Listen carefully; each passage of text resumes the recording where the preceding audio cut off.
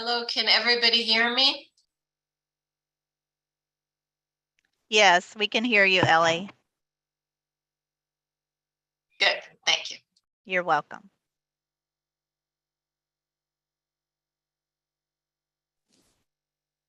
Hi, it's Juvelin. Can you hear me? Yes, Juvelin, I can hear you. Thank you. Thank you.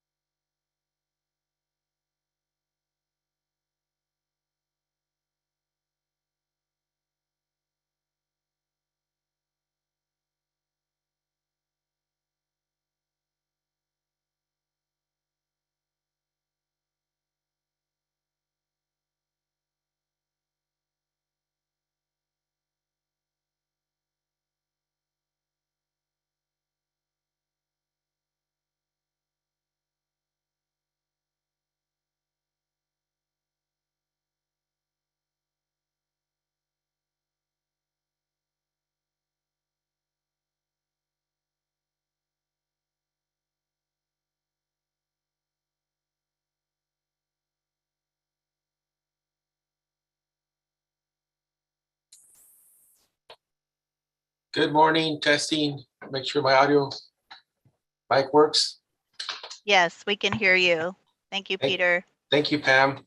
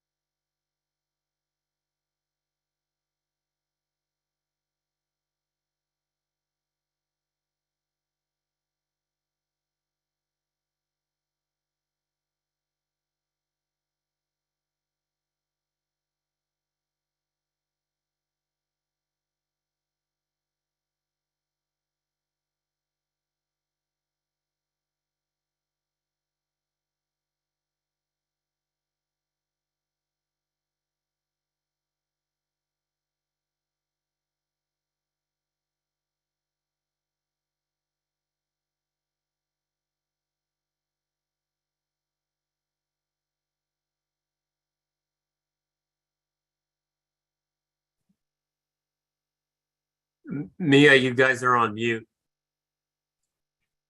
Thank you, Kent.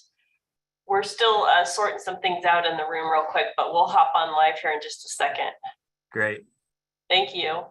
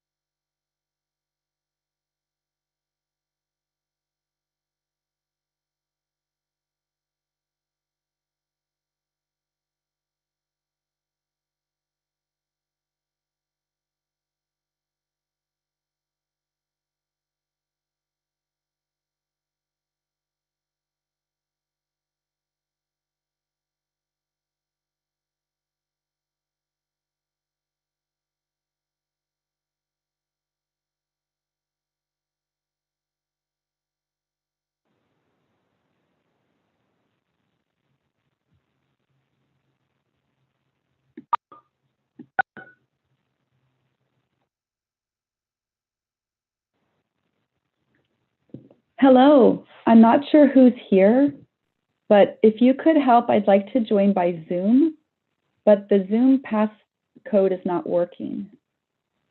Hi, this is Mia Marvelli, Executive Director of the Building Standards Commission, and we, from our homepage under calendar, you can access the agenda.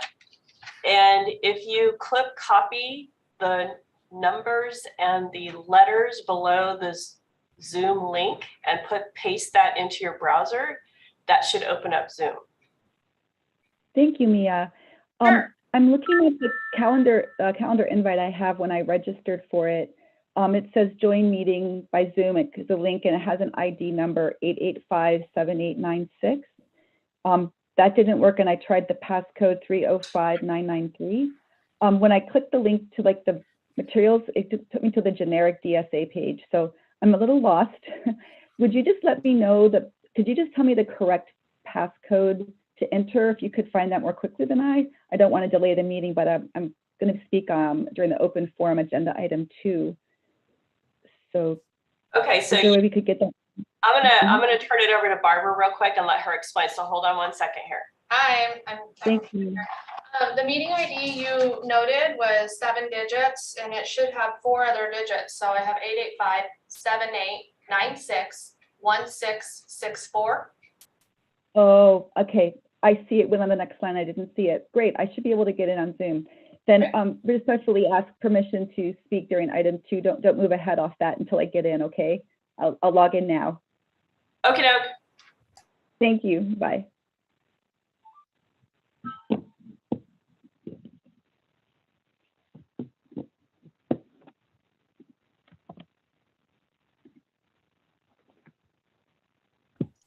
And we'll ask folks that are currently not speaking to put themselves on mute, please.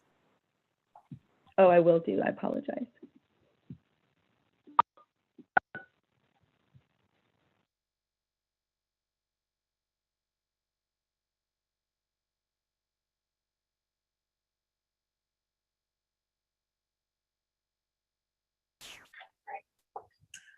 Good morning, everyone. Thank you so much for joining us today. My name is Miriam Barcelona Ingenito, and I'm the Undersecretary at the Government Operations Agency. And I have been designated by Secretary Amy Tong to serve as the chair of the Building Standards Commission. So it is very nice to meet all of you virtually, and I look forward to our work here together. A little bit about me before we jump into the meeting, in case folks are curious. I have worked with the state of California in a number of different capacities for the past 25 years. I have both worked in the legislature as well as for the past 4 governors in appointed positions. And I am very much looking forward to the work of this body. And I thank you all for being here today. So with that, I'm going to call this meeting to order. It is 10:35 on October 20th, 2022. I'm going to ask Ms. Maeda to please call the roll.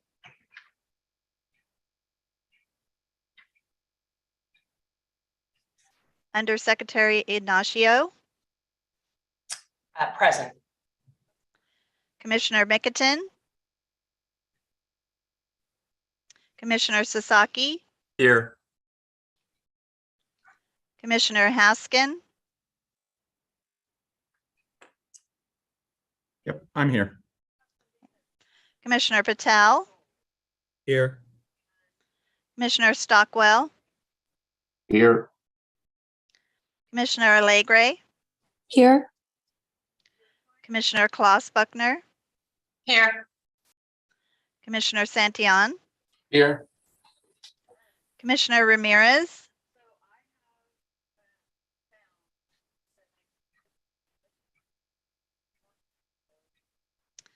okay, thank you. Thank you, Ms. Maeda. We do have a quorum for this meeting. I'd like to now ask Ms.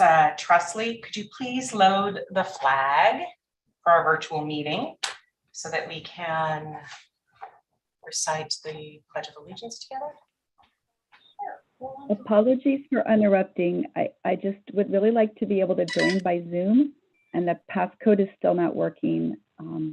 I sent an email asking for assistance.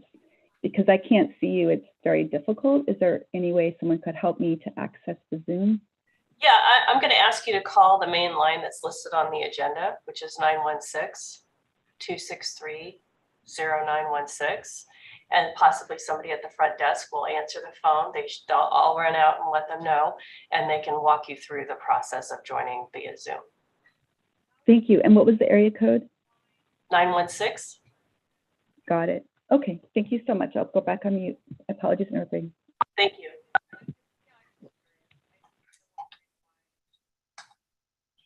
All right. Please stand. I pledge allegiance to the flag of the United States of America and to the republic for which it stands, one nation, under under God, God, indivisible, indivisible, with liberty with and justice. justice for all. Thank you. At this time, I would like to ask our executive director, Ms. Moravelli, if she would please read the meeting instructions. Good morning, everybody. This meeting is being held remotely, and this is consistent with Senate Bill 189. This year, the Committee on Budget and Fiscal Review authorized a state body to hold public meetings through teleconferencing and to make public meetings accessible telephonically or otherwise electronically.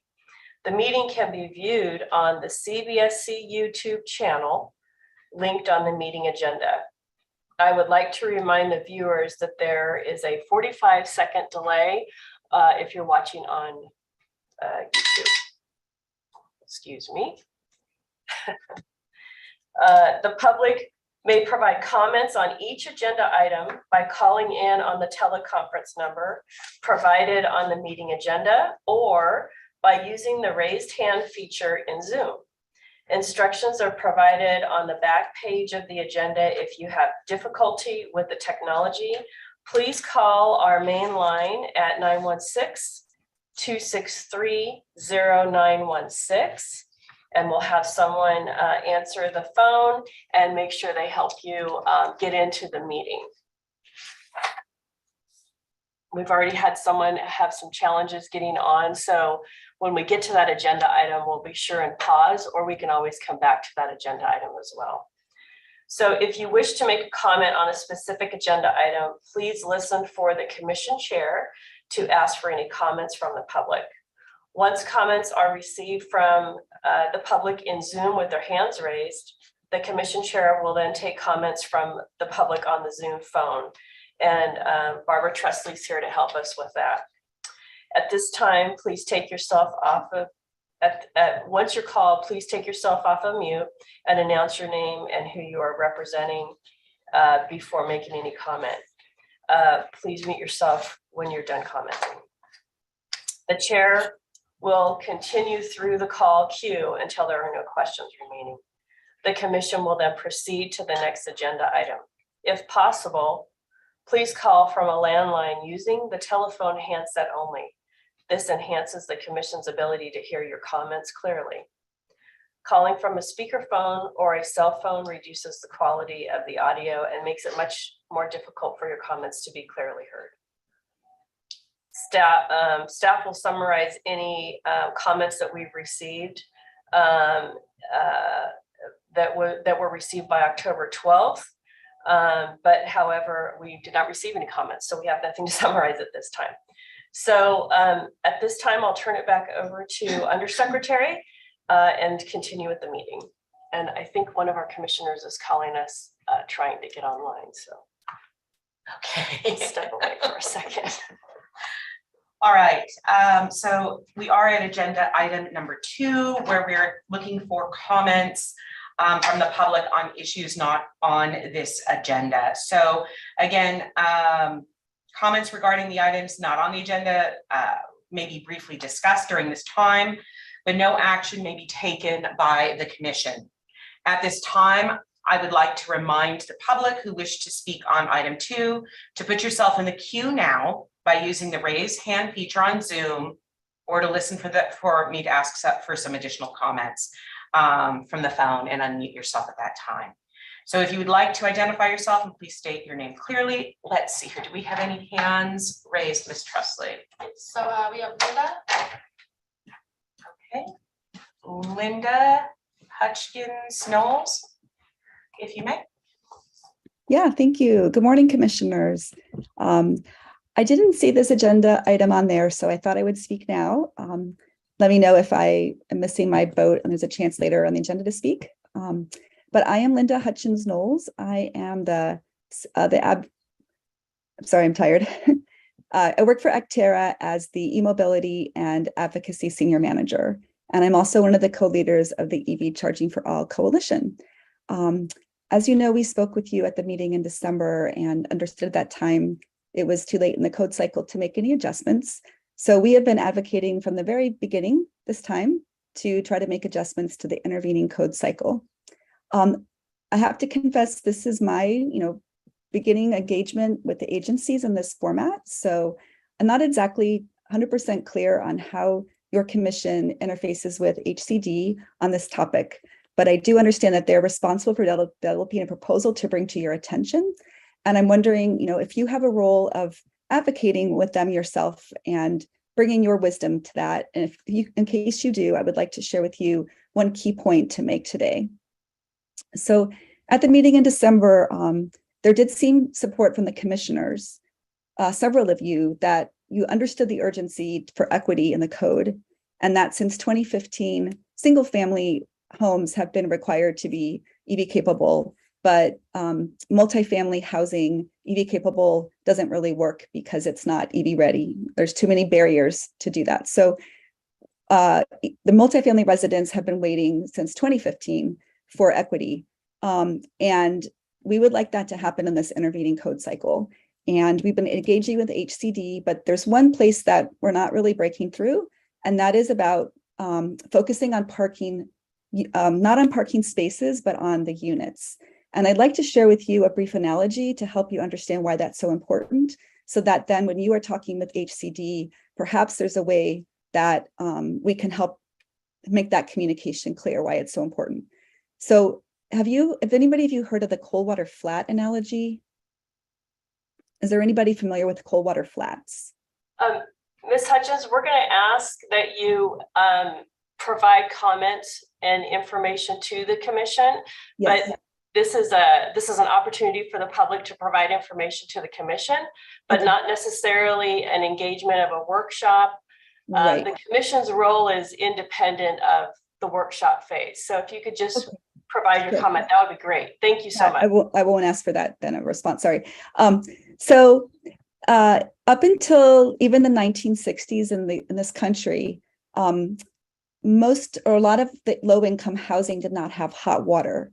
It was a way for the builders to save money. They didn't have to provide hot water for low-income housing. And the people that lived in those buildings had to boil all of their water for cooking and bathing. If you read Raisin in the Sun and reread it, the family in that wonderful play is living in a cold water flat. And it wasn't until the code writers stepped in and said, you aren't allowed to build a building in our city or our state that doesn't have hot water, a residential unit, that then suddenly the code automatically went 100%. Everybody in the buildings had to have hot water. And the problem with focusing on spaces is imagining this.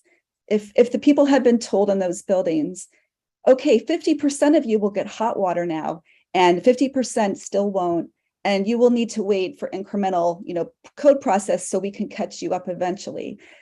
Who would be the 50% who would get hot water in that apartment complex? Who would be the 50% who wouldn't get it? And if it's 50% of the showers getting hot water, maybe one apartment has 2 showers, and actually they only had bathtubs, but anyway, maybe 2 of them have 2 bathtubs and one has none, and then it's just inadequate. So we really feel like parking spaces don't care if they're electrified or not. And if this code is for people who are living in apartments and condos, what we need to focus is on the people, the households.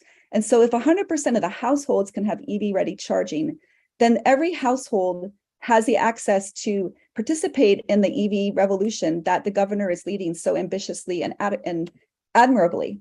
But if people in the housing cannot charge at home, they're very unlikely to get EVs, and they will have to continue to pay high prices for gas, or pay very high prices for public charging. And so there's many other parts to our proposal. You've heard it before, but the number one priority is to switch the focus from parking spaces to households. And in some cases, this actually saves the builder money when it's a parking ratio of 1.7 more of parking to units. This will actually save the builders money. And if it's a different parking ratio lower, it will cost a little bit more, but incremental. And they're going to be saving a lot of money, because the cases where it costs a little more is when they have to build less parking. They can take that money they save from building less parking and use it to add the access. So again, I would like somehow, if you have a leadership role with HCD, maybe misunderstanding, maybe it's completely separate, but if there's any way you have influence with HCD, if you could please convey to them that it's important that they switch to focusing on the people, the households that get access, not the parking spaces. I'd love to continue and share more, and I want to respect your agenda. I don't know how long there is to talk, or I would be open to questions, because if something I said wasn't clear, maybe there's a chance to clarify. I don't know when your next meeting will be. I don't know if we can have access to speak to you, but I really urgently plead with you to listen to this, that the residents that are living in multifamily housing right now are having extreme difficulty getting into EVs. And those that have done that are having very difficult time having to drive to charging, find working charging, pay the extra cost. This is an equity issue. It's also not going to be possible to reach the governor's goals of EV adoption if we're leaving out all the folks that live in multifamily. Last point, it's going to be hard enough to get existing multifamily people charging. This is such an easy ask, because we're talking about new construction, where from the beginning you can build it, you can design it in a way that it's less costly for the builders and gives access to all of the households. If a household has 2 parking spaces, they only need one of those ready for charging. They can share if they have 2 EVs. So we need to turn off the tap of building more retrofits that in just a few years cost 10 to 12 times as much to retrofit. We really don't yet understand why the code would make builders pay more to give less access, because that's what it does when the parking ratio of parking to units is more than 1.7. And also, again, who are the 50% that are going to have hot water, and which 50% will be still in the cold? So that's what I wanted to convey today, and I welcome any chance to clarify anything that I said or respond to any questions. Thank you, Ms. Hutchins-Knowles, for your testimony today. And we really appreciate you taking the time to provide all of that information to us. Thank you. Is there any clarification about what I said? Not at this time, but thank you. Thank you. Ms. Tressley, do we have anyone else with their hand up in Zoom? There are no other hands raised and there's no one on a phone line, so. Very good. This then concludes agenda item 2. Again, thank you so much for your comments. The next agenda item. I apologize. I'm sorry. I don't know if there's no other comments and there's a little more time. I would be happy to share a very brief presentation to the commission, or maybe another chance that I could do that to show some of the graphics that explain why I'm claiming what I am, if there's any doubt. It is an item that was not agendized today, so today would not be that appropriate time. Perhaps you can send that information on to our staff and they will find the time, the appropriate time to go through that with you. And what is the next meeting of the commission? The next quarterly meeting is tentatively scheduled for December. I don't have the exact date in front of me, and it's on an as-needed basis, depending on if there's rulemakings that require action. Okay. It seems like that's going to probably miss the boat of influencing this intervening code cycle. Since this public forum number 2 item is for items not on the agenda, then perhaps I could take a little more time at your permission, if there's willingness, to share a brief presentation about the rest of our proposal and why we would love for your support with HCD. I'm curious from staff if there is an upcoming workshop that this is where this type of information would be presented. Yeah, I think the challenge we have is this is within HCD's authority. And so the role of the commission is to review the rulemakings at the end of the process for compliance with the Administrative Procedures Act and building standards law. And so I have concerns about, and I'm thinking through the process a little bit here, because it's highly unusual that an interested party would want to influence the commission during the ongoing public process. And so I think that, we heard your testimony, and I think the comments that you provide are better suited for, and I know that you've addressed this with the Department of Housing and Community Development also. And I think that that's probably the best avenue, is to approach HCD about that, because it's their administration that sets the policies for their regulations.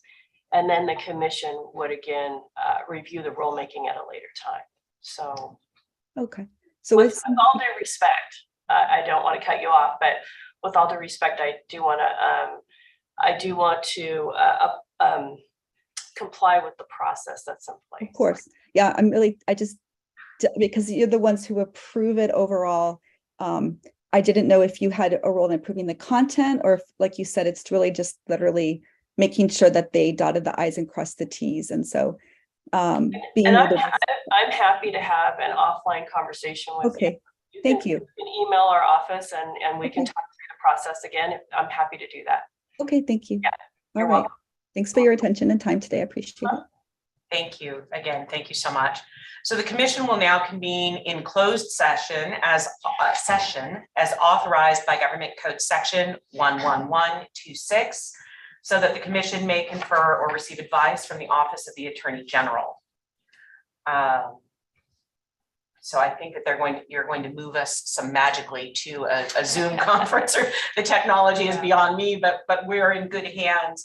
So we'll move to a Zoom breakout room for the closed session.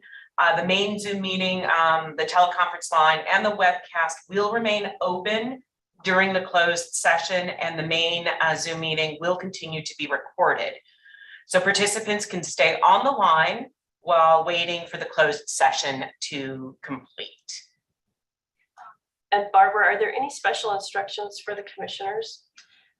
They may already have access. I've pre-designated email address that I do have, so they may be able to put themselves in the breakout room at this point. And if not, you'll get a request from me here in the next minute or so to join the breakout room.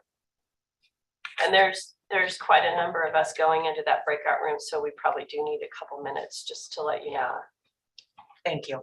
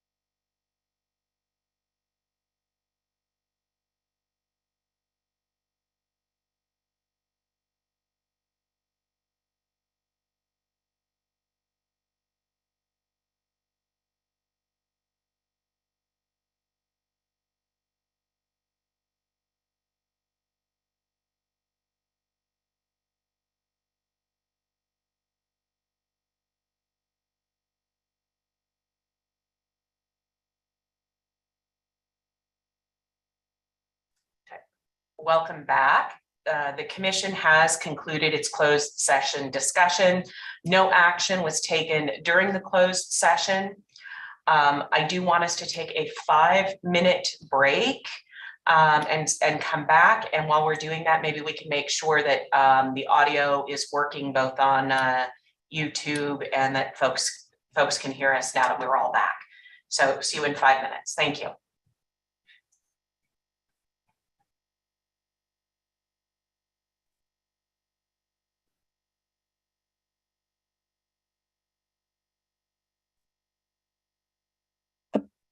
Apologies. Is the meeting just now resuming?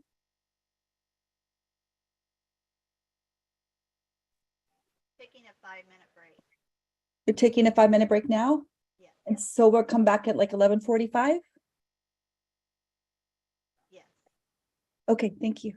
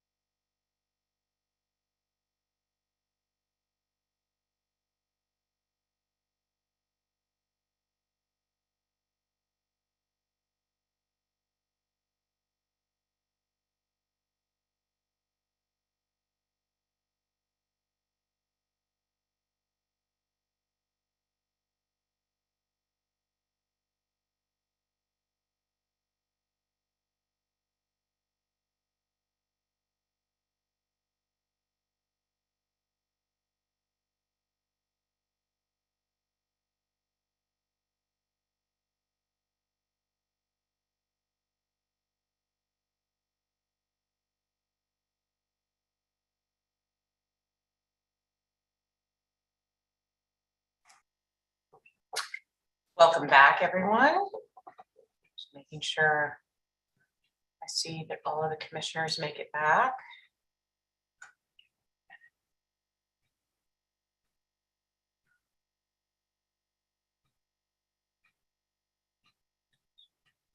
You. Looks like we're all back. Are we all back? I counted everyone back. Thank you so much. Next on the agenda is item number 4, the review and approval of the December 14th through 16th, 2021 meeting minutes. Commissioners, do you have any comments regarding the December minutes? No. Seeing no comments, I will entertain a motion on the December 2021 meeting minutes. So I had my hand up. I'm not sure if you saw. I'm sorry, who was that? Hi, it's Linda Hutchins-Knowles. I just wonder if the meeting minutes are available for the public to review. They're not on your website for the meeting materials. So is there a way the public could have a chance to see the minutes? The meeting minutes will be posted on our agenda after they're adopted by the commission. Okay, so it's after, there's no chance for someone to weigh in if something's missing in the public who notices something. Correct. Okay. Yeah.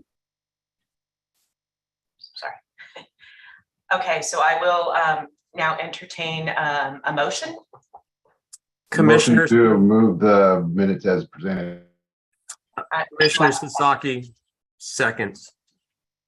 Thank you. It has been moved and seconded that the December meeting minutes be accepted without amendment. Is there any further discussion regarding this motion? Hearing none, we will have a roll call vote. Commissioners in favor, please indicate by stating aye. Those opposed indicate by saying no. And if abstaining, please state this as well. Ms. Maeda, can you please conduct the roll call? Yes, Commissioner Sasaki, Aye. Commissioner Patel, Aye. Commissioner Haskin, Aye. Commissioner Stockwell, Aye. Commissioner Ramirez,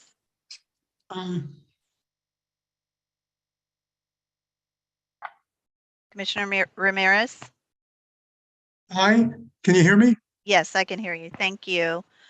Commissioner Klaus Buckner, Aye. Commissioner Alegre, Aye. Commissioner Santillan. Aye. Thank you. Thank you. The minutes are adopted. Yes. I forgot to mention, and Pam alerted me to this, is Commissioner Ramirez, we had already conducted roll call earlier, so I don't know if the chair wants to make a note that Commissioner Ramirez has joined the meeting, and that was quite a while ago before the closed session, but we forgot to bring that up. So let the record show that Commissioner Ramirez has been here for the entire session. Thank you. Thanks. Thank you. Okay, the next agenda item is agenda item number 5. The California Building Standards Commission 2022 intervening code adoption cycle, code advisory committee.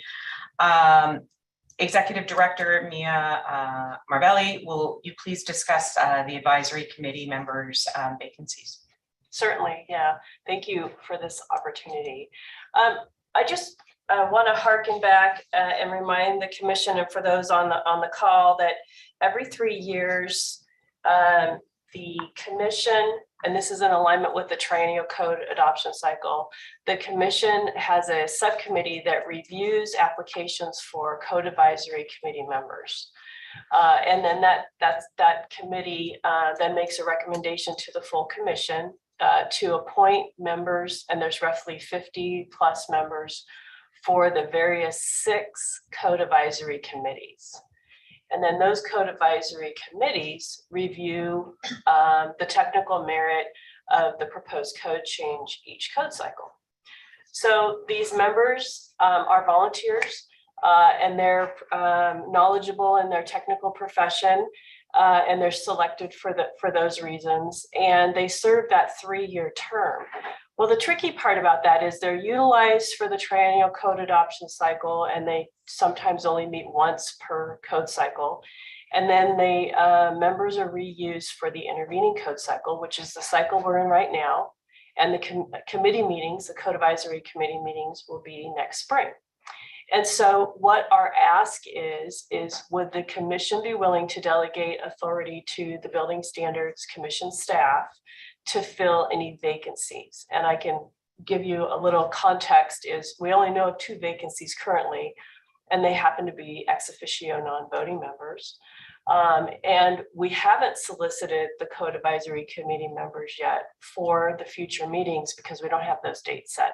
So we also have a copy of the applications from 3 years ago. And during the review of those applications, there was kind of a ranking set on first, second, third. So what we would do as staff is go back and take a look at that. And if there are any holes that we need to fill, we would ask anybody that applied to fill that position. So with that, the ask is, would the commission be willing to delegate that authority to staff so we could fill those vacancies if needed? Can I make a motion at this point?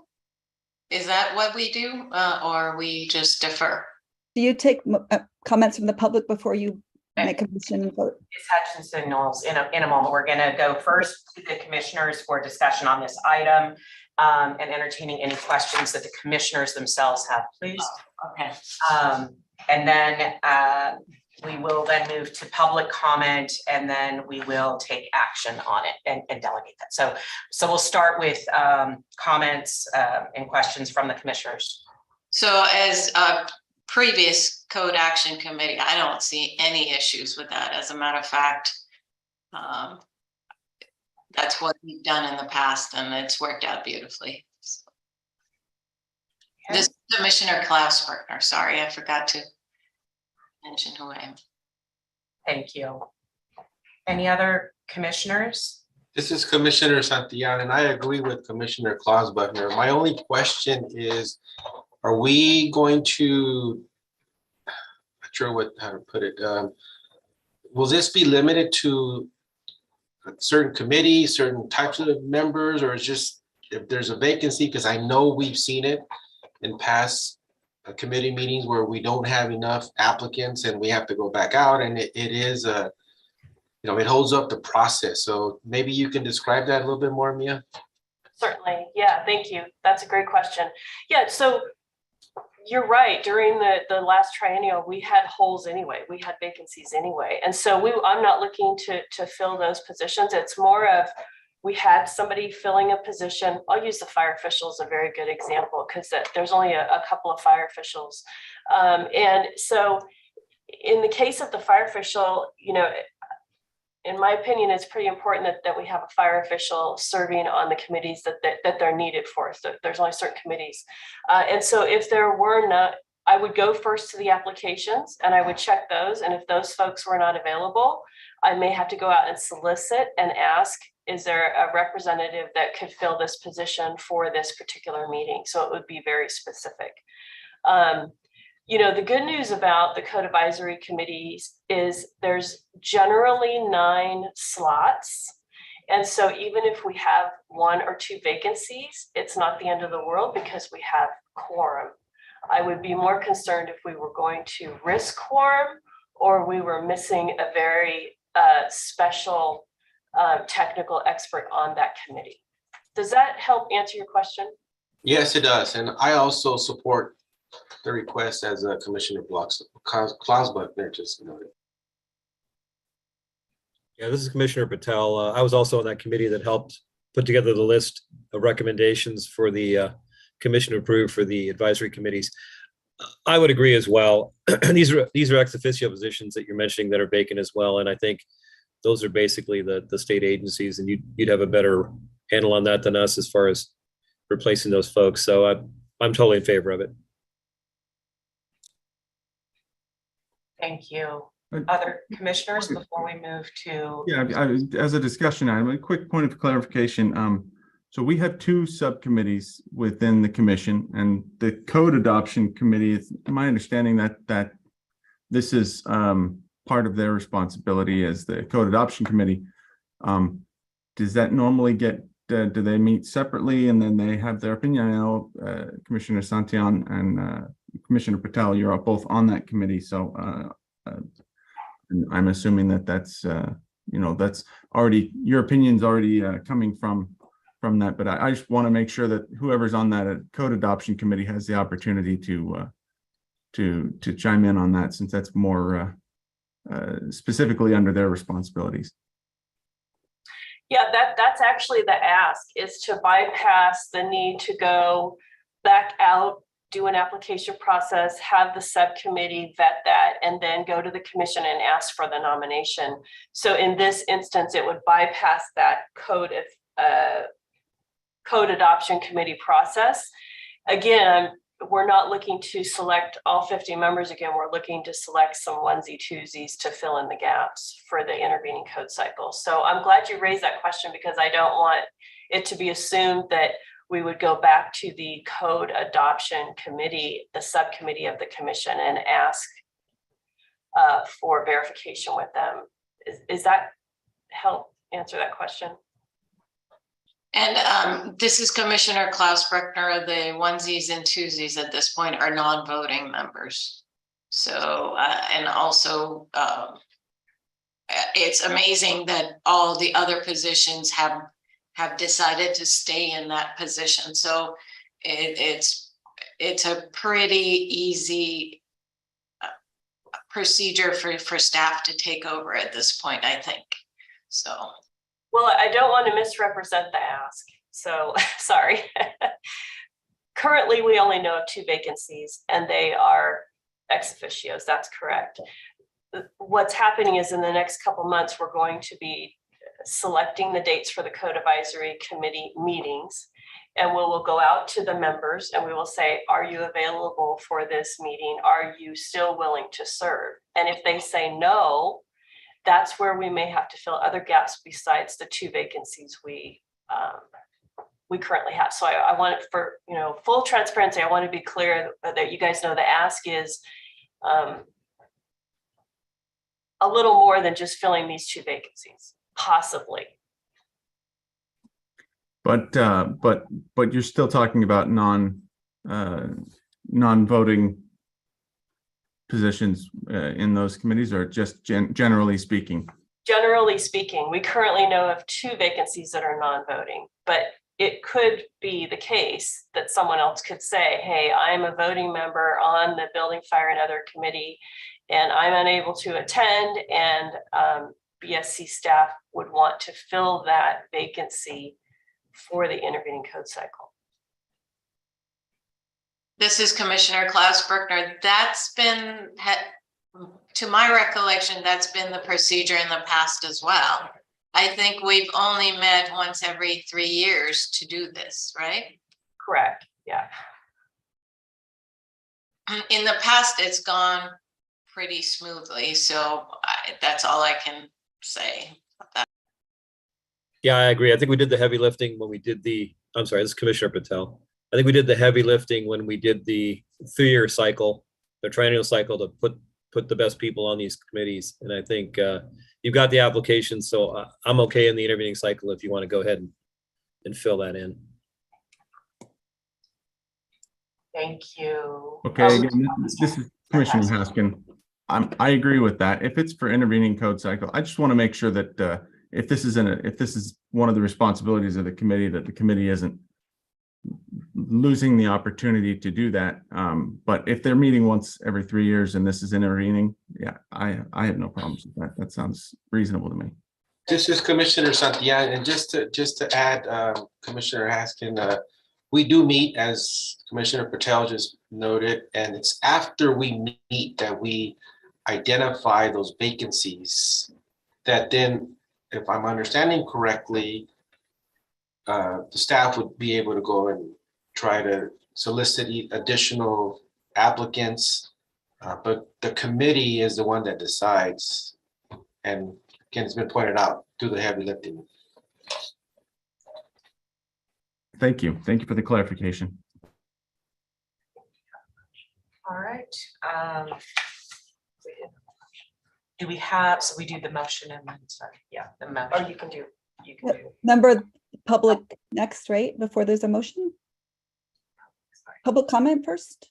Okay, so I have two members of the public with their hands up that I can see. So we will first go to Ms. Hudgkins Knowles. Did I say that right? Not quite. And since I spoke first before, I'm willing to go second. That's fine. It's fine. Your hand was up. Go ahead. So it's Linda Hutchins Knowles. Hi again. I spoke on item 2, waited for an hour and a half or more to speak again. I do have 4 concerns about this proposal. Again, I represent Actera, a nonprofit in the Bay Area that serves, his mission is to work on the climate crisis in an equitable way. And I also work for the EV, or I volunteer with the EV Charging for All Coalition. Here are my 4 concerns with this process. What sort of expertise and lived experience are sought on the code advisory committees? The one that evaluated the Cal Green Code, it seems that's very important that you have the right representation. I know that you have like a role for disability people advocates. Do you have a role for residents of multifamily housing? People that actually live in the buildings that the code represents or dictates their experience? Do you have EV charging experts? And do you have EV equity advocates? It seems like industry has representation. I know that Bob Bramer has served probably admirably in that capacity, and the CBIA, the building industry has representation. And wondering what other, are there other slots that you're looking for expertise in? And also when I heard that, it's okay if we just meet quorum. Obviously, if someone has an emergency and can't make it, that's why quorum is not the same as the number of members. But every voice, I'm sure, has important expertise to be heard. So even the non-voting members' voices are important. That's my first point. I feel that the commission has the role of guiding staff and making sure that the voices that need to be at the table are heard. As we know that we can never have equity outcome without procedural equity. So I would invite the commissioners to think about your responsibility to ensure procedural equity. The second point is, how do you publicize the vacancies and how do people who have relevant knowledge know about it? There's many people in the EV Charging for All Coalition who would really like a seat at the table. And we haven't heard, I've never heard about any vacancies. If people, I'm talking about how much people finding them to be filled, I'm sure we can find people who would love to serve. Where can the public see, number 3, where can the public see who serves on the various committees and what their affiliations are? And 4th, how do you ensure that the recommendations are actually heard? That might be a different topic than this one. So the other 3 points I think are important. My worry is that by delegating it to staff, the commission loses a chance to weigh in on this, and that kind of the same people who've been doing this all along are just kind of continuing to do it. And we won't be able to move at a more than just this incremental process if it's the same incremental process. So when Commissioner Santillan said the committee is the one who decides, I just wasn't sure which committee he was referring to, but it seems like this authority about who the members are and making sure that there's a representative, balanced and inclusive is very, very, very important. And so I would ask you not to delegate this authority until you've answered these questions and had a chance to make sure that equity is being served in this process. Thank you. Thank you. Would the commission like me to answer any of those questions? Please, thank you. Okay.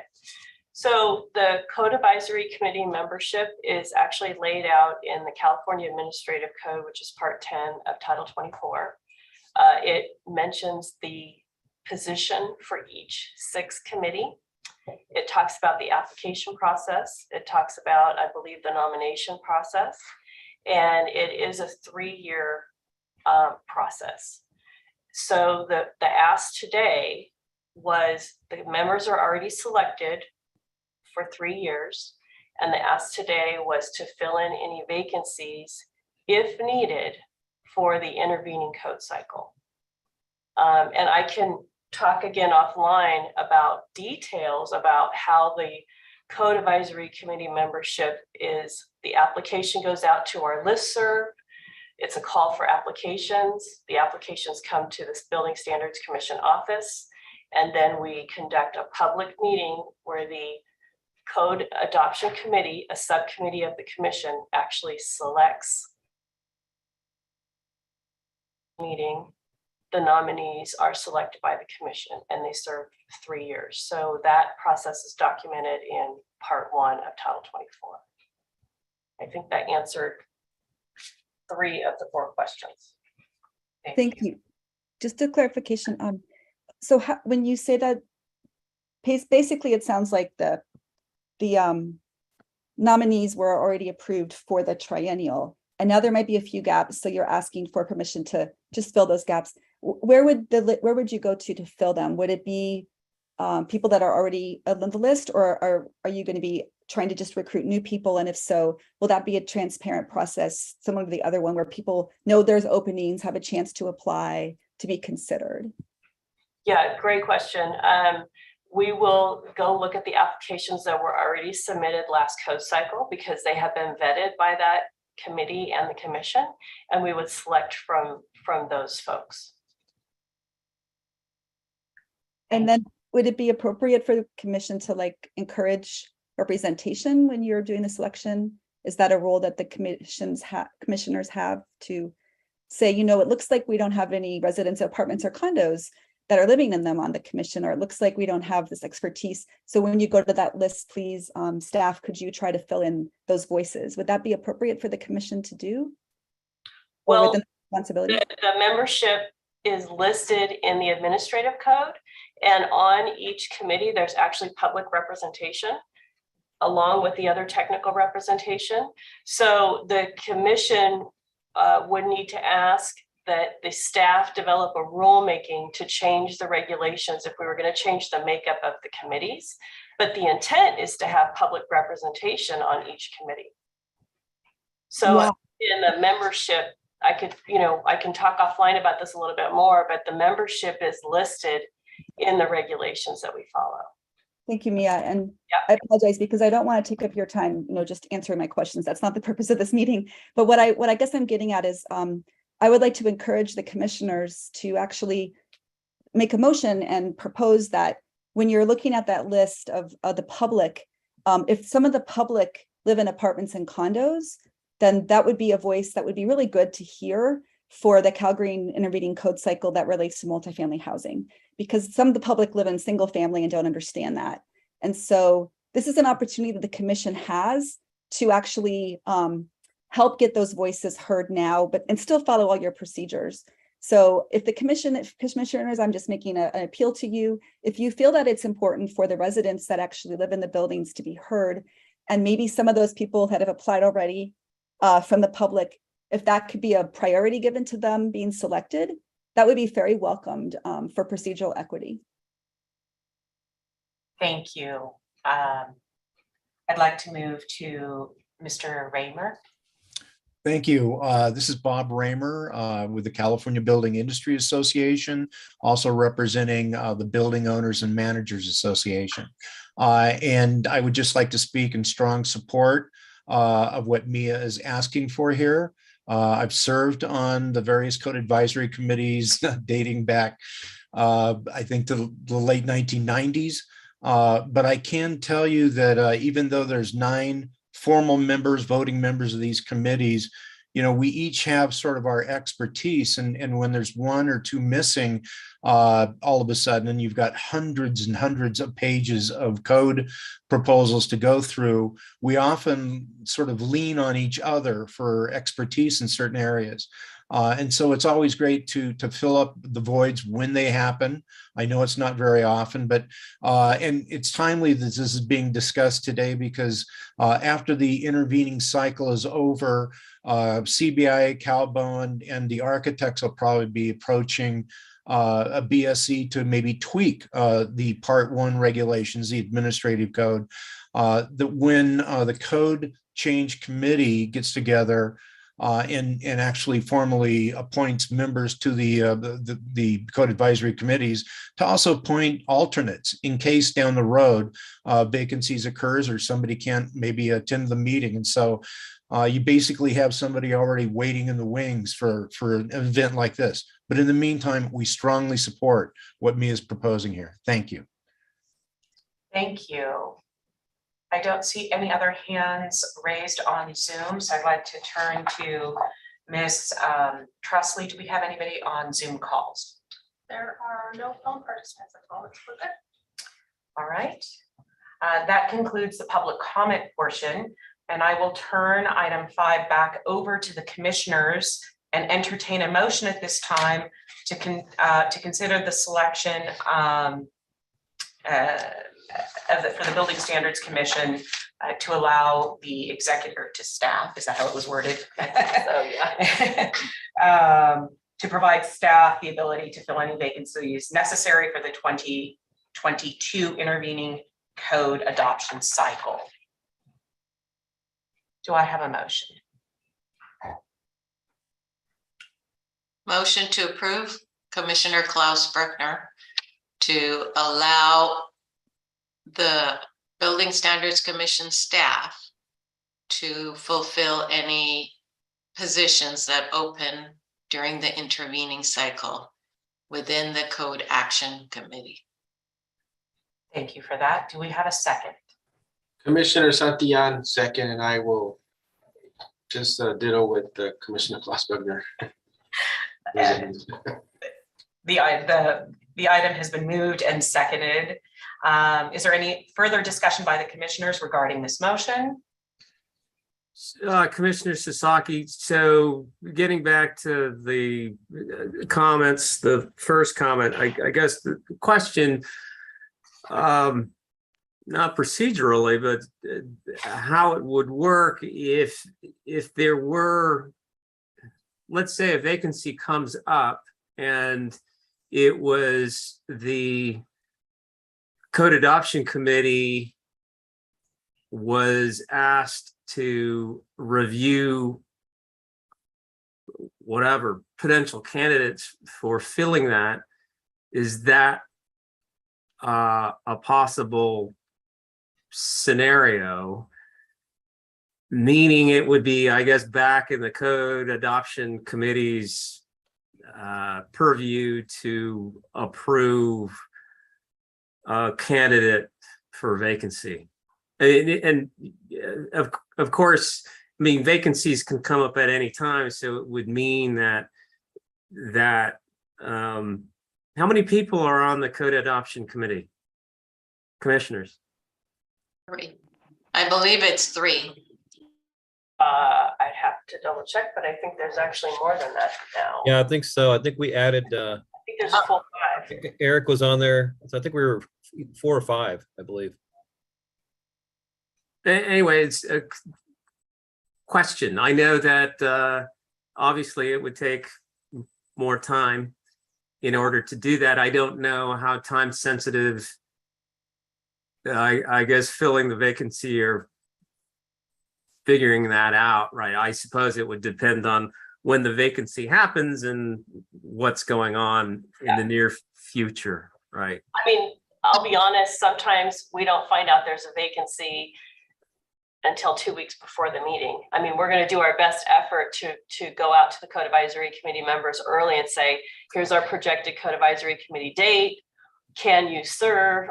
Do you still want to be on the committee? And again, I think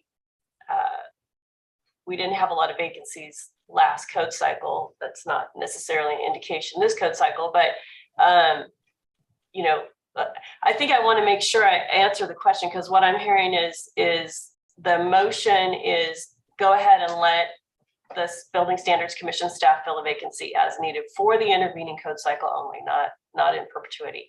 But your question sounds like, would we then come back to the subcommittee and vet it with the subcommittee? Is that what I'm understanding? No, actually different process. More if there was a vacancy that the subcommittee, are we calling it a subcommittee? I guess it is a subcommittee. All right, if the subcommittee would whatever reconvene to review potential candidates for filling the vacancy, and then the subcommittee would vote and approve the individual for the vacancy. I mean, it's obviously it would be some time, but that was more of a question if that's possible. I guess as I'm talking, I'm sure it's possible, but timing wise, it might be difficult. Mhm. So my understanding at this point is the vote is for the intervening code. And it's for any, because that's the critical, it's the, triennial cycle, and the intervening code is where most of the regulations are created. And my understanding is that almost all the positions at this point, as we see it today, are filled, except for two positions that are non-voting members, and that there is no coming back to the commission. During the triennial cycles, when we used to do this, we would vet through the candidates, decide, and then have to come back to the commission and recommend, and then the commission could vote yes or no. It was only a recommendation that the Code Action Committee would the subcommittee on Code Action Committee would recommend. It was only recommendations that this committee would do. With the few opening positions, the staff is going to just, I believe, fulfill those positions without having to come back to the commission for a vote. We are effectively deferring to the staff for the few positions that are open. That is what I believe the motion to be, is that it wouldn't come back to the subcommittee. There is a list that already exists, and staff would be pulling from that pre-vetted list to select these members. And it's pre-vetted from the Code Action Committee a couple of years ago for the triennial cycle. So the subcommittee already vetted through these members. I apologize for interrupting, but. Correct, that is, thank you. Any other clarifying comments or questions? I think in response to Kent's comment, I think the timing would be difficult because we have to vet the put out for new applications and then have two more public meetings to be able to confirm it. And that would probably put us right in the middle of the intervening code cycle. So I'm okay for this time around, but to your suggestion, maybe, and one of the speakers, public speakers mentioned that, Mr. Ramers, maybe we should come up with a process where we do alternates so that if this comes up next code cycle, there's an obvious list that can be drawn on that's already been vetted. Yeah, that's a good point. This is Commissioner Klaus Bruckner. We can have 2 or 3 possible alternate that can be an alternate to any of the ones that are going to not attend the meeting for that time, not have each individual member have an alternate, because it's so hard to fill these positions as it is. We cannot have each individual Code Action Committee member have its own alternate. It's just nearly impossible to do that. So my suggestion is have 2 or 3 alternates that can be selected and fulfill any of those positions. And to have a hierarchy on those so that, so that it can be fulfilled. Thank you. Thank you, Mr. Raymer, for the suggestion. I think that there's a widespread agreement that in the future we will turn to that method. We do have a motion and a second before us. I would now like to ask that we have a roll call. Again, commissioners in favor, please indicate by stating aye. Those opposed indicate by saying no. And if you are abstaining, please state this. Ms. Maeda, please conduct a roll call. Commissioner Sasaki, Aye. Commissioner Klaus Buckner, Aye. Commissioner Alegre, Aye. Commissioner Ramirez, Aye. Commissioner Santillan, Aye. Commissioner Patel, Aye. Commissioner Haskin, Aye. Commissioner Stockwell. Aye. Thank you. Thank you. The motion has been adopted.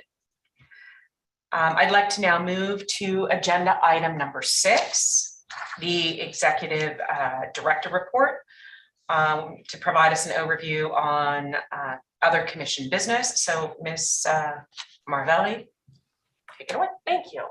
All right. Well, this is always exciting for me because I enjoy providing updates to the commission and the public on where we're at in the code cycle and any other timely news. I think one of the most important things I'd like to announce today is that we had advertised for the deputy executive director position, and that advertisement was out until October. Today, October 20th. The advertisement expires today at midnight. So if you know someone or interested in applying for the deputy executive director, there's still today to get your application in.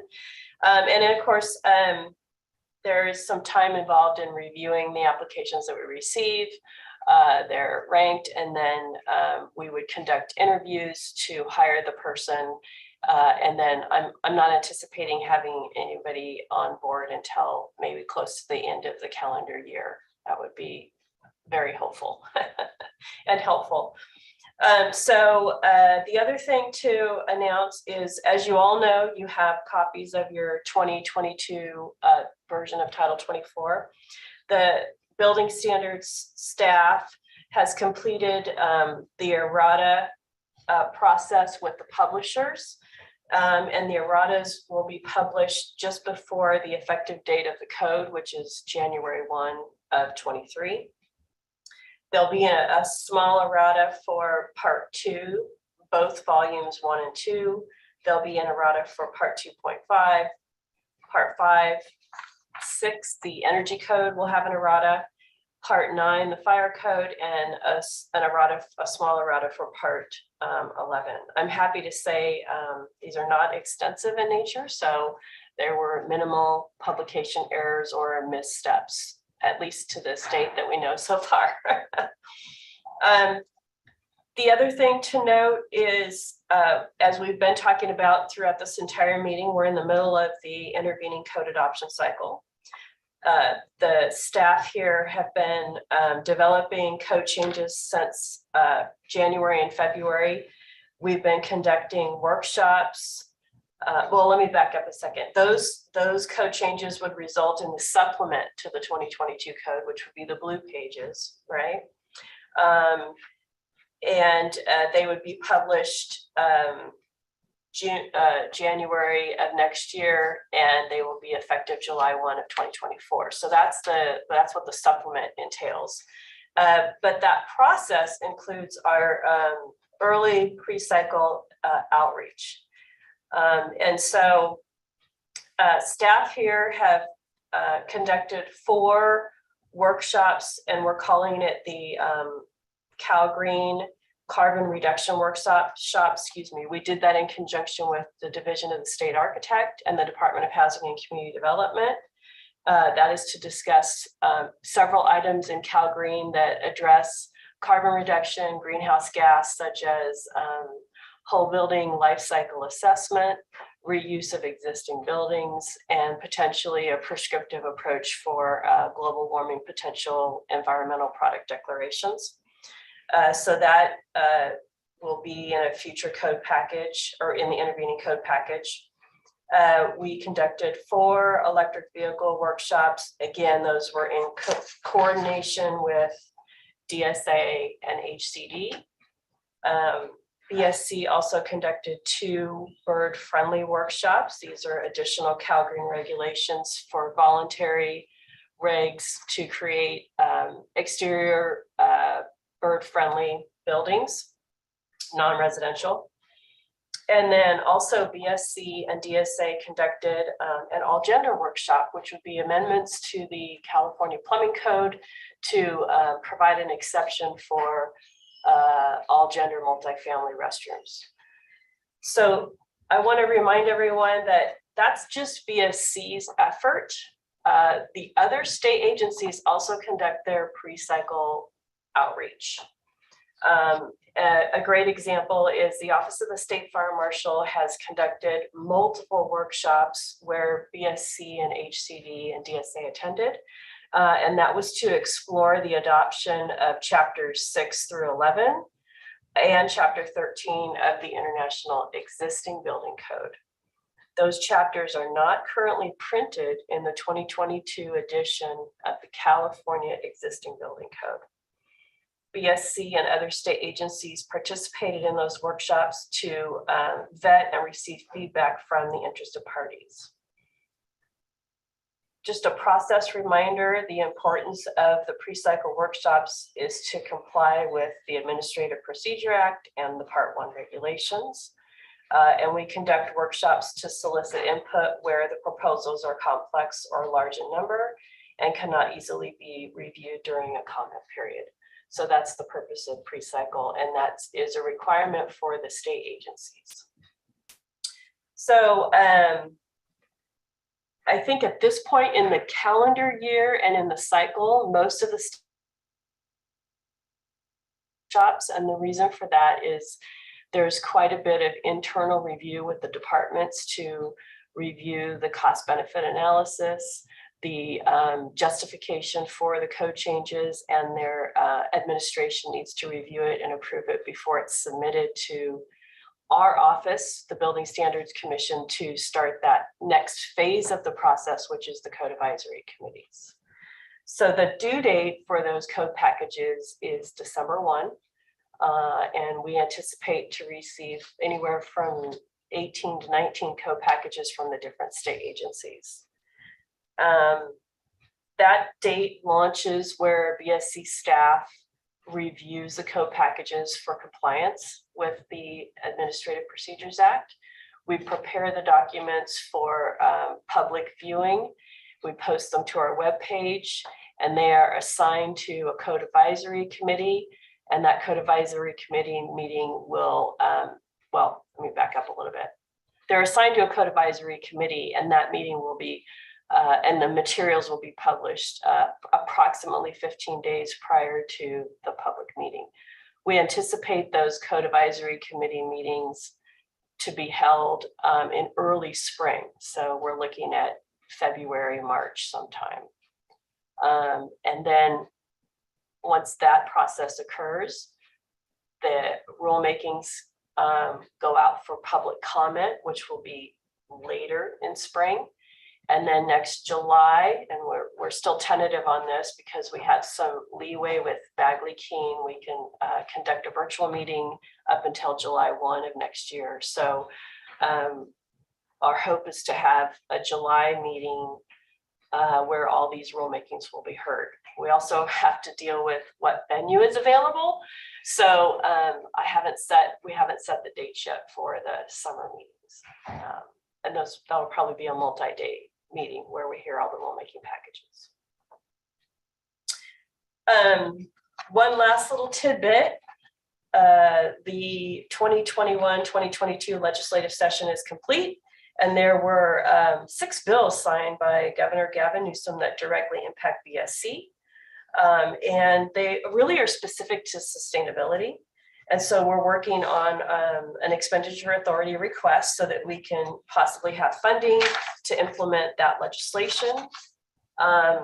Some of the bills actually include a lot of collaboration with the other state agencies, such as the Air Resources Board, our partner, the Division of the State Architect, and of course, the Department of Housing and Community Development, also the Energy Commission and the State Fire Marshal.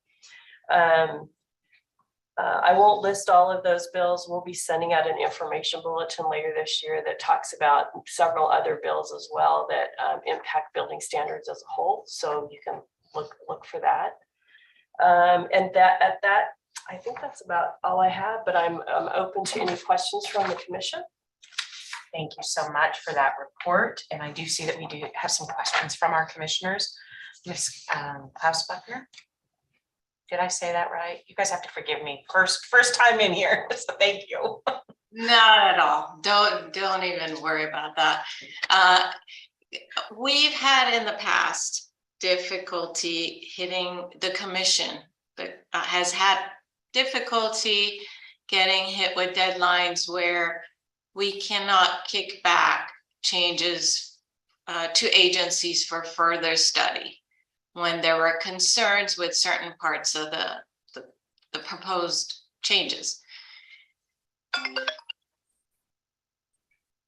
Sorry.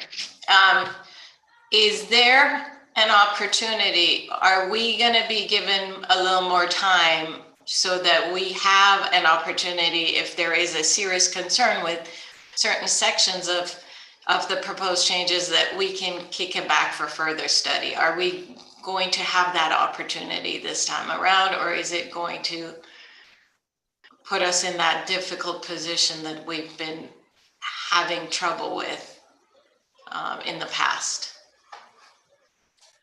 Well, I think this kind of goes back to the litmus test for further study. And that is, has to do with, is it in non-compliance with the 9-point criteria? And I don't want to cite the law right now because I can't think of it off the top of my head, but it's kind of the litmus test of what qualifies, what wasn't met. Is there a determination by the commission that something requires further study based on the information? So as far as timing goes, you know, that's a challenging question to answer because it depends. It depends on, you know, oftentimes when I shouldn't say oftentimes, by the time the commission sees a code package, the agency has signed off on it. The Department of Finance has concluded that it meets, you know, the cost benefit analysis that they require. And so if there is a further study that creates a change to those documents, it may require that a public comment, those documents be fixed, rerouted, and then another public comment be heard. So it really depends on the change. It's kind of hard to predict. Is there a way for us to send message to the agencies to encourage more workshops so that we aren't hit with this certain controversial issues? It seems like certain agencies the feedback we get from the public is that there wasn't enough workshops or they were not aware of the workshops. And they come to Building Standards Commission looking for a result that we cannot give because our vote is only based on the 9-point criteria. So is there a way to send a message or direction to the agencies to please provide more workshops and more public, you know, ask for more public feedback so that we are not hit with these deadlines and misunderstandings from the public as to what the commission's roles are? Is there a way to improve on that, I guess, is what I'm asking.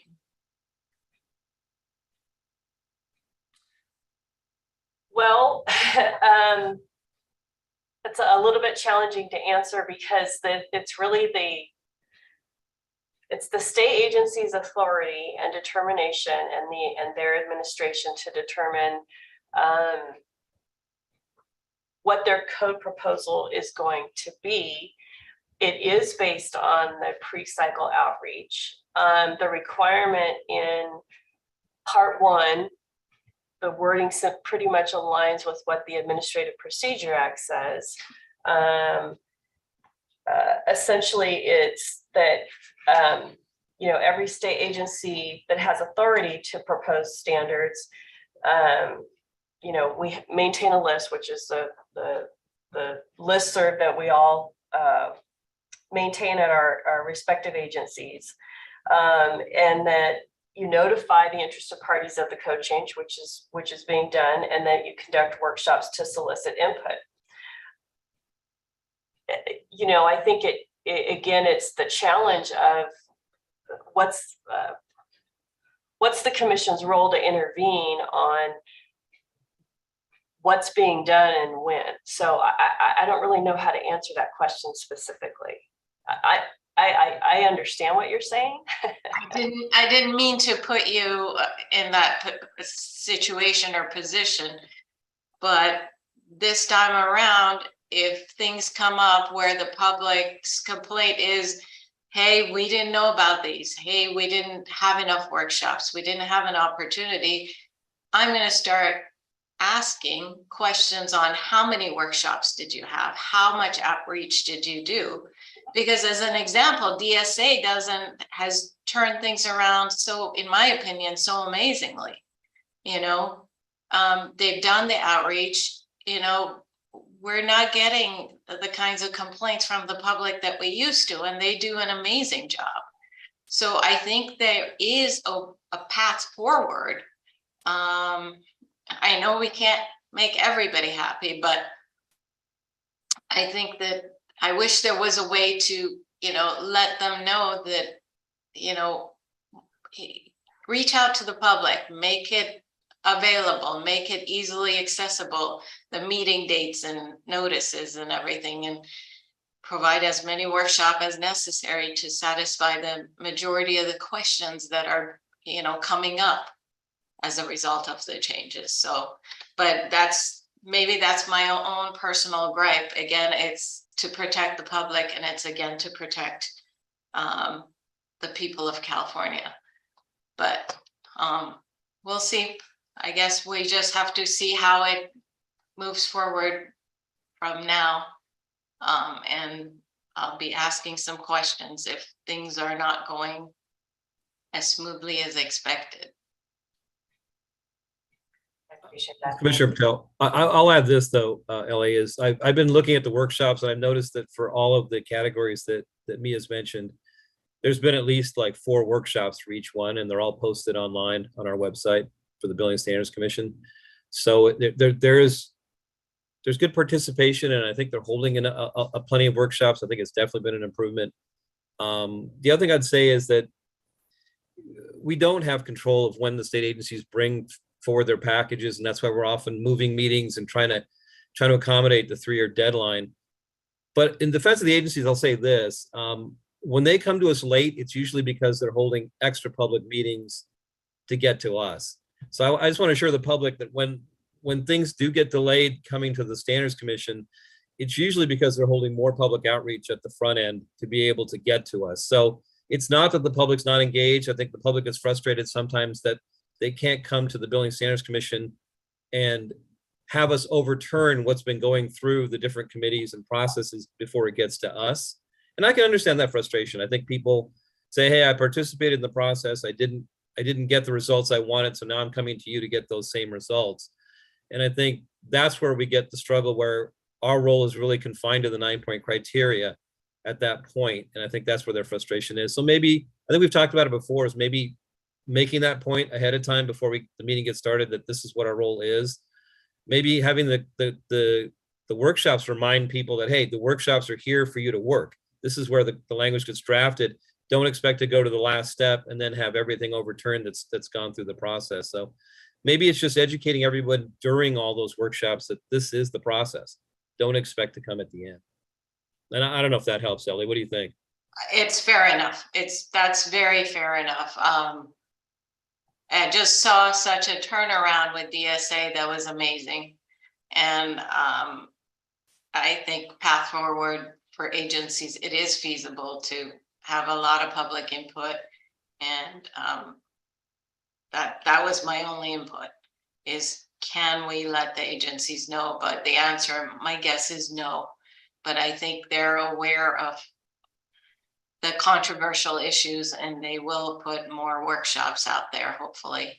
And Raj, Commissioner Patel, you're saying that they are actually putting out quite a few workshops for the public to provide input. Thank you.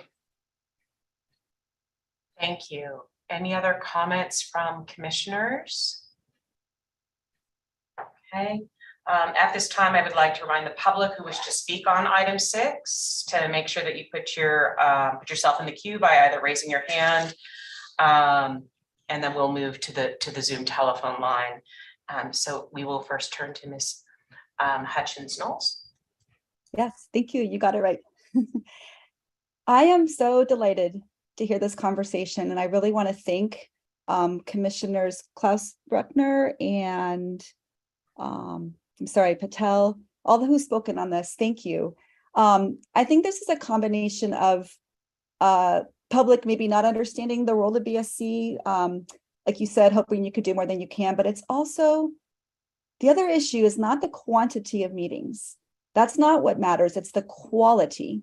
And I think the reason DSA's had such good results is that they have done things that really engage the public. They have sent out surveys to the people who are affected by the code and gotten their input.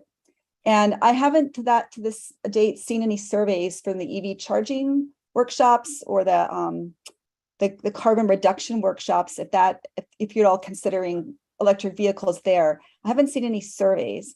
Also, the problem we see is that these meetings are facilitated by the agency themselves. It's kind of an awkward position where the public is coming to ask them to make a change and they're facilitating the meeting. If there was a professional facilitator who wasn't the agency nor the people coming to speak, but is in that role, I think there might be more equitable participation. Another problem is that they're coming too soon in the workshops with the express terms and saying, well, here's what we've got, and we want you to stick your comments directly to this point, this point, this point, without a chance for there to be some understanding of the principles, like the cold water flat that I shared with you, the importance of focusing on spaces and not parking spaces, focusing on units and households and people. That never seemed to come through, and we weren't able to in the process really have a long discussion like, well, should it be people? Should it be spaces? That never had a chance to happen. And then some of our members who called in, our coalition leadership team has been engaged. We've asked people who have lived experience to speak, and they literally were cut off. We had people in tears. They said they cut me off in the middle of speaking. They let so-and-so go on about, you're missing this period here and this technical point there, and I'm sharing my pain, and you've cut me off. So the way the workshops are being done are not working for us. And it's not going to be fixed with more workshops, just like you can't throw more money at a problem if the approach is the same. I think that maybe what the commission could do, and I don't know your authority, but it might be to say, could there be a committee that looks at the process of how workshops are done, the process of how the public is engaged, and this focus on procedural equity. And I really want to emphasize that if the people who are being affected are not in the room and their voices aren't heard, then who are we writing the code for? So again, I am new to this process in terms of what you as commissioners can do. And I think that maybe you hopefully can push and probe and step into your leadership. Is maybe there's a role, I think you have a guidance role with the agency. So if you're happy with DSA, go to them. What did you do? What got these results for you? And then go to HCD and say, would you be willing to incorporate some of these things that's working great for DSA? Because we're not going to be silenced. We're going to keep speaking up for people that are being affected by the codes. And so we'd like to do it, at the right time when it can make a difference. The problem is it already feels like it's too late. And I'd love to know if ever when public comments come forward and people in the public chime in, are there really substantive changes? Will we be able to switch it over to households and units affected, not parking spaces? Or is it already too late? And if things are too late, then why get our hopes up? Why put out the public meetings and we come and speak passionately, and then it's like, oh, it's too late. This time we've been engaged at every step and we feel like we've already missed the boat. There's something wrong with the process. So please, commissioners, can you step in and help us give procedural equity? Thank you. Just one comment, as Mia Marvelli mentioned, is that we cannot dictate to the agencies how they conduct their workshop. We just cannot do that, apparently. So this is not within our purview. I think you might have to go directly, Mrs. Marvelli, you can correct me, but Mrs. Knowles will have to go directly to the agency on that. Yeah, just a comment. So again, there are regulations in part 1 that lay out the process. There have been recommendations to the change in the process in the past. So that's not outside the norm. Again, it's a regulatory process, which would take time to make changes. And that would be vetted with, again, the public and the stakeholders and everything. But this code cycle, where we're at right now, yeah, the commission, if the state agencies are following the process, technically they're complying with the APA and building standards law. And so when it gets to the end of the process, it's the commission's determination if they follow the process. But I just kind of want to, this code cycle, if the public has concerns about a state agency's process, they do need to go to the state agency and have that discussion. Thank you. One more thing is if we don't get relief there, if we're not heard, who do we go to? Who supervises them? Well, so the hierarchy of state agencies is there with a state department is within an agency that works for the governor's office. That's the hierarchy of a department. So for example, the Building Standards Commission, we are within the umbrella of the Department of General Services. We are within the Government Operations Agency, and they work for the governor's office. We all work for the governor's office, but there's a trickle-down effect. So that you're saying HCD's supervisors is the governor's office, like that's the relief we go to them. They're within they're within an administration. I don't want to cut, sorry. It's within the, let's see if I can get the acronym right, BISH, the building, oh my gosh, the Housing and Community Service. It used to be Housing and Community Services Agency, but it's within an agency similar to the Government Operations Agency. There is an agency between them and the governor's office. And so it would be the appropriate agency. Literally the acronym is BCSH. Anybody, the last one is housing. Business consumer. Business, it used to be State Consumer Services. Oh my gosh. Drawing a blank. I'm being tested on government. There's only 7 other agencies in the state. It is BCSH. So, and you would see that on HCD's website. Right. There's at the bottom of it, you'll see the secretary's picture along with the governor's picture. So you'll see your department director, your agency, and your governor are always on these government pages. So that would be your escalation process. And it is called Business Consumer Services and Housing Agency. Thank you, Pam. Thank you. You're welcome. But on the spot, I could not think of what it stood for. So thank you so much. You're welcome. Mr. Raymer. Thank you. This is Bob Raymer representing California Building Industry Association. And I just wanted to elaborate on a point that Commissioner Patel had been discussing, and that is the number of meetings that have been going on. As a longtime participant and observer of the process, I can tell you without question, over the last, I would say 12 to 18 months, I've participated and worked and prepared for more focus groups, workshops, you name it. Probably I'd have to put the figure at about 4 times the number that I would have 15 years ago. And most of this is the fire marshal and the WUI regs, BSC and HCD, on carbon reduction and EV charging especially. These items do require a lot of work. It's important to get this done. And the staffs have been doing a great job of getting out there and actually looking for public comment. And so I realize somebody who may be new to the process is going to focus on that time period that they've been involved, but for 40 plus years, I've never seen anything going this in depth as the agencies are currently doing, simply because EV charging is such an important thing to the governor, the administration, the legislature, you name it.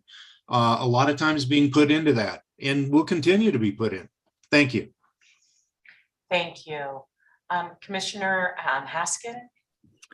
Yeah, just I wanted to also respond on this. My experience has not been that the public has been at all ignored. In fact, so far, and I've only been involved really for the last year, but in the workshops I've been in on, public comment is very welcomed. And I think that there was one instance that I remember, in the electric vehicle workshop, where there was an internet connection break, and that was I remember that was an unfortunate case where the connection was cut, and some people could hear and some people couldn't hear the comment, and that probably could have been dealt with better. I don't think that it was the intention.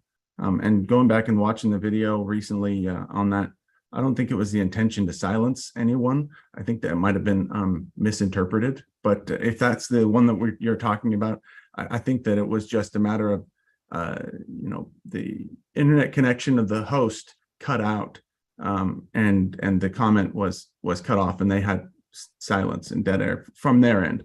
So it didn't appear to me like anyone had the intention of shutting anyone else down. That's not been my experience. I think public comment is very welcome.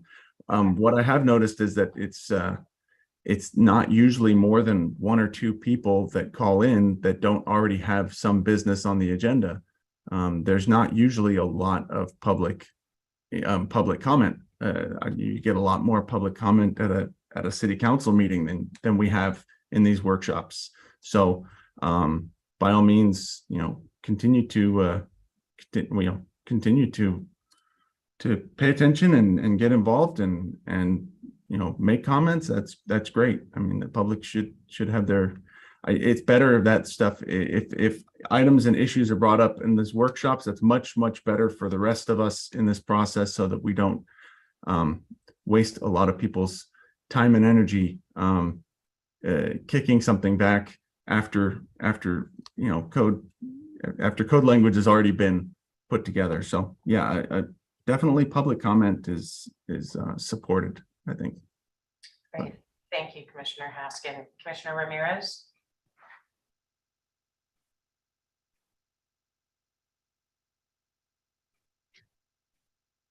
Commissioner Ramirez, we can't hear you, but I do see your hand. How about now? Can you hear me now? Yes. Sorry, I'm in a location where I'm having difficulty with the connection. Anyway, my understanding from the requester from Hutchins Knowles is not so much that they aren't being heard, but maybe it's some consistency in the way workshops are being provided. And some are better than others, and some are not maybe allowing for as much discussion and so forth. It's not that they're not being allowed the opportunity.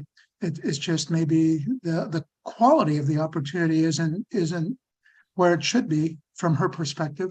And then secondly, I'm hearing also that maybe she's asking about where can one appeal a situation or a decision that they may not agree with, or that they don't feel that they've been properly heard. I think those probably maybe I don't want to put words in her mouth, but that's what I'm getting out of her request. It's not so much that they aren't being heard, but the quality of the hearing, what they're saying isn't there because of the differences in the different workshops and maybe the way some of the workshops are being held. And what I'm also hearing from Mia is that we don't have any say over that. And that's unfortunate, but anyway, those are my comments. Thank you for those comments. And again, the pathway really is, if they're workshops, appeal initially to the respective board or department.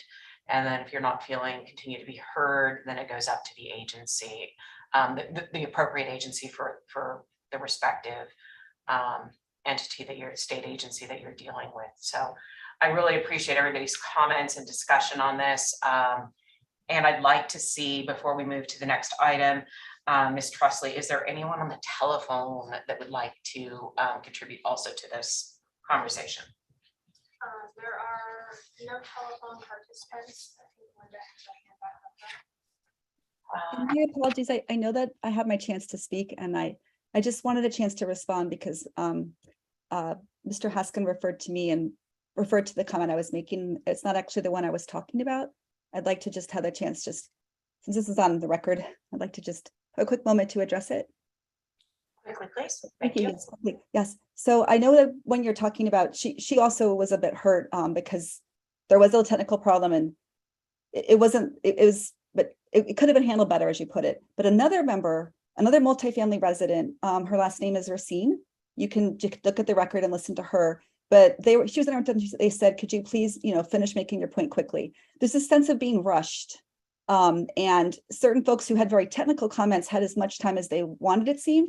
And then when she was sharing her lived experience, it was like, could you please, we don't have a lot of time. So if you really want the voices of the public, they need to be welcomed. And again, exactly the point, as Mr. Ramirez said, it's the quality of the workshops that it's really, I don't think they're the best facilitated. And so I guess we will bring it back to HCD and share our suggestions there. But it doesn't really, there was no really a chance to really fully discuss, hey, what are the pros and cons of like measuring how many parking spaces are provided or how many units have access? There really wasn't. Like, we would try to weigh in, like, here's why, but it's just a very unsatisfying situation. And I think if we could have those conversations there and really get to the bottom of it, we would have a very smooth process. And the reason it's not smooth right now is that some of us are standing and saying, this isn't equitable, what's happening.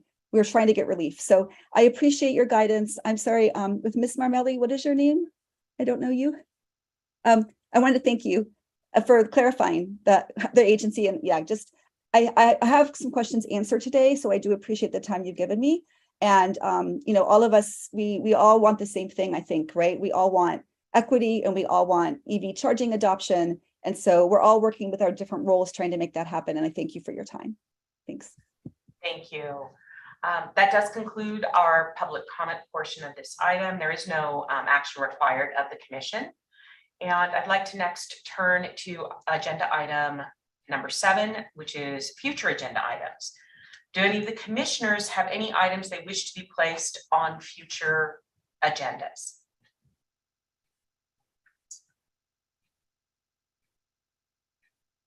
Okay. If not, I'm going to move right on to. I know I'm speaking a lot, but a public comment? This does not have a public comment item. It's not eligible for public comment. How would a public request an item to be added to the agenda?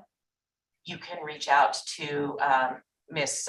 Marvelli and the Building Standards Commission staff directly. But that wouldn't be able to be considered. That could be getting on for the agenda for December then, is that right? We talked already, we went through agenda item 2, which is so in the agenda item number 2, that was the comments, hold on, that were non-agendized items that the public had the ability to raise. And so if those were the same items, then that is already on the record and taken into consideration for this item. No, it's a different agenda item that I'd like to propose, but would that be best done? I mean, does this commission have to agree on the agenda items, or can staff put them on? Public can talk to staff, staff can add an item. Would it work that way? Or does this group here have to approve the agenda? I just don't know. Well, I think the item numbers actually, do the commissioners have any agenda items they would like to add to the agenda next meeting or in a future meeting? So that's the ask for this agenda item. So it's not the public requesting an agenda item. I'll just open it up back to the chair. Right. So again, if you have suggestions, I suggest that you reach out to staff and then they can bring it forward, or that in other public comment periods, that's the appropriate time to do that. Okay. Thank you. Okay, then on, I think that's it. That this concludes, unless I'm missing anything. This concludes the California Building Standards Commission meeting. I want to, before I ask for a motion to adjourn, I want to thank you all for your patience as I too am learning the ins and outs of this, the flow of the meeting. So I appreciate your patience with me as well. I want to thank the staff for all of the work that they put in preparation for this meeting. And again, I'd like to thank the public for your participation and coming as well. So with that, I would like to entertain a motion to adjourn. I'd like to make a motion to adjourn. This is Commissioner Klaus Bruckner. Thank you. Do I have a second? Second. It has been moved and seconded. Commissioners in favor, please indicate by saying aye. Those opposed indicate by saying no. And if you are abstaining, please state this as well for the record. And I don't think I need a roll call, so go ahead. Aye. Aye. Aye. Aye. Thank you all. This meeting is adjourned. Thank you. Thank you. Thank you. Thanks. Thank you.